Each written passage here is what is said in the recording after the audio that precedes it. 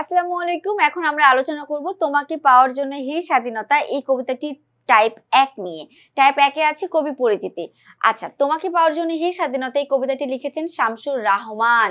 দেখো আমাদের যেই প্রচলিত কথাগুলো আছে আমরা কি বলি? রহমান বলি, তাই না? রহমান, বাট তার নামের বানানটা হচ্ছে রাহমান। এটা আমরা যেন কখনো না ভুলবো, ঠিক আছে?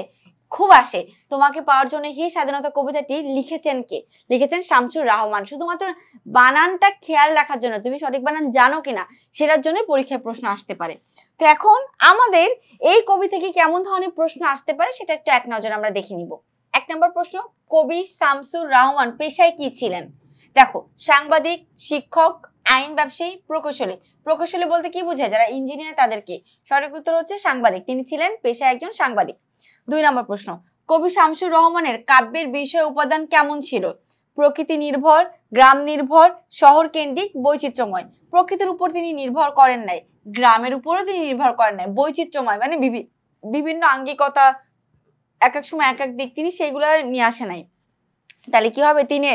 তিনের উত্তর হবে, সরি ২ নম্বর উত্তর হবে শহর কেন্দ্রিক। অর্থাৎ তিনি শহর কেন্দ্রিক জিনিসপত্র নিয়ে বেশি লেখালেখি করেছেন, বিষয় উপাদানে শহর কেন্দ্রিকই রেখেছেন। চলে যাবো আমরা ৩ নম্বর প্রশ্নে। ৩ নম্বর কি আছে? শামসুর রহমানের বিধ্বস্ত নীলিমা কোন জাতীয় গ্রন্থ? বিধ্বস্ত নীলিমা তার একটা লেখা গ্রন্থ। এখন জিজ্ঞেস করেছে এটা কোন ধরনের? এক প্রবন্ধ? না, তিনি প্রবন্ধ তেমন একটা লিখেন নাই। উপন্যাস কিছু একটা লিখেছেন, বাট খুব একটা না। নাটক তেমন একটা লিখেন নাই। সঠিক উত্তর হচ্ছে কাব্যগ্রন্থ। বিধ্বস্ত নীলিমা একটি কাব্যগ্রন্থ, আর শামসুর রহমান কাব্যগ্রন্থের জন্য বেশি বিখ্যাত। ৪ নাম্বার, প্রথম গান দ্বিতীয় মৃত্যুর আগে কাব্যগ্রন্থটি কার লেখা? সঠিক উত্তর হচ্ছে আমরা শামসুর রহমানকে নিয়ে পড়ছি, তো শামসুর রহমানই হবে। তো এই ছিল আমাদের এখনকার মতো। আশা করছি তোমরা সকলে বুঝতে পেরেছো, আর এই কবি থেকে এই ধরনের প্রশ্ন আসতে পারে।